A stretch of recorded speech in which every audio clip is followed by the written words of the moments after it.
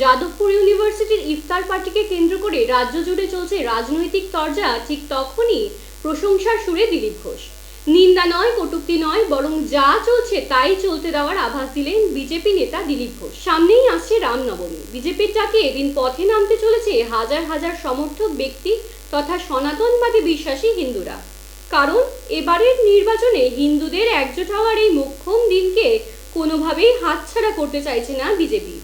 বলা বাহুল্য, কোনো ব্যক্তির অনুভূতিতেই আঘাত আনতে চাইছে না দল। সেই জায়গা থেকেই আজ দিলীপ ঘোষের গলায় উল্টো সুর। কি বললেন তিনি তা শোনাবো আপনাদের। যাদবপুর বিশ্ববিদ্যালয়ের ভেতর ইফতার পার্টি, সোশ্যাল মিডিয়ায় পোস্ট বিজেপি দক্ষিণ চব্বিশ পরগনা জেলা সভাপতির, কি বলবেন এ নিয়ে? দেখুন, ইফতার পার্টি তো একদিন চলে এসছে, এখন মহাকুম্ভ শুরু হয়েছে, তারপরে যাত্রা শুরু হচ্ছে, নতুনভাবে সব শুরু হচ্ছে। মহাকুম্ভ ভারতবর্ষের দিশা পাল্টে দিয়েছে। কেন ইফতার যারা করে এসছেন, যারা, আমি প্রথমবারেই বলেছি, যারা রোজা করেন তার জন্য ইফতার, যারা রোজা না করে মেকি মুসলমান সাজে তারা ইসলামেরও অপমান করছে। আর কিছু ইসলামে কিছু নেতা আছেন, চামচাগিরি করেন এই নেতাদের, তারা ডেকে নিয়ে গিয়ে ইফতারকে অপবিত্র করছেন।